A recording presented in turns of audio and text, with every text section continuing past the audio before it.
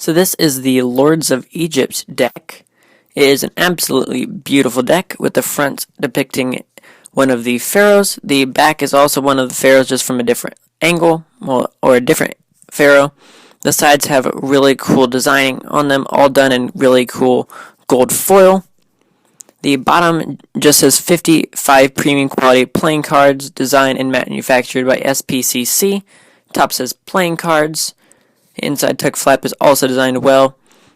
Each of the playing cards themselves of the number card are all done in a specific and new format.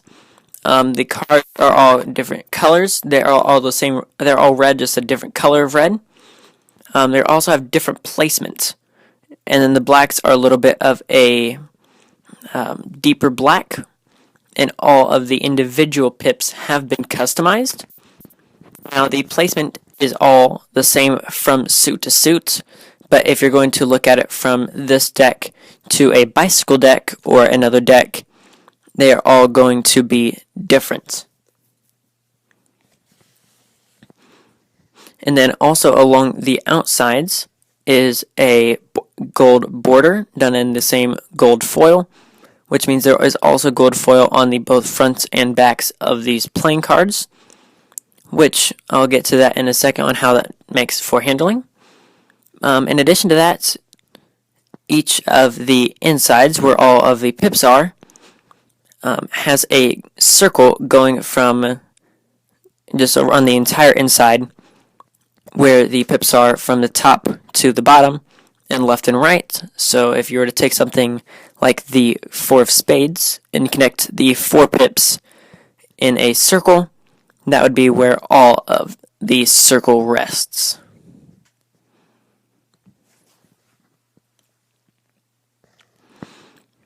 In addition to that, we have completely customized faces of the court cards.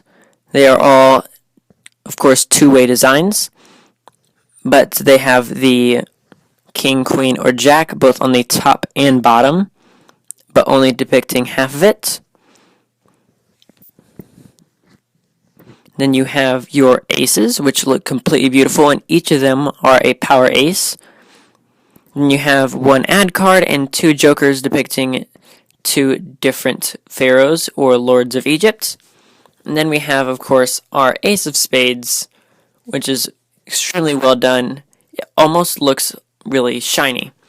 Now, they spread well, they spring well. It's a little bit thicker of a stock, but not too bad, not to a point where it's hard. When you spread them and fan them, it does get a little bit hard because they grind a little bit like sand. Oddly enough, for this type of deck, it's really ironic, but they really cannot pharaoh at all. Sorry, that was a really bad pun.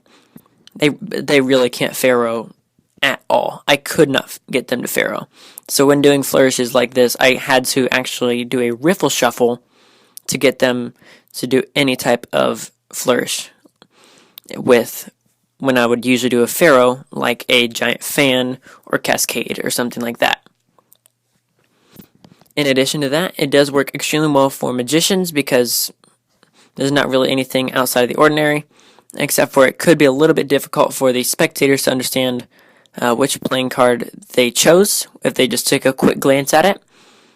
Now, if you're going to try to do a sight force or something like that, it might be a little bit difficult for them to see, or if they just take some quick sneak peek at it and don't have much time to see it.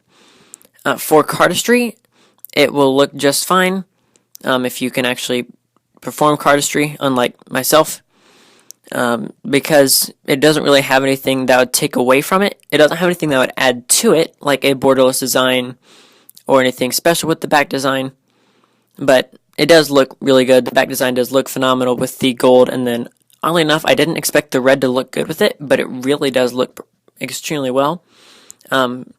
Extremely good. Which one is it? Either way. For magic, it works well. For cardistry, it works well.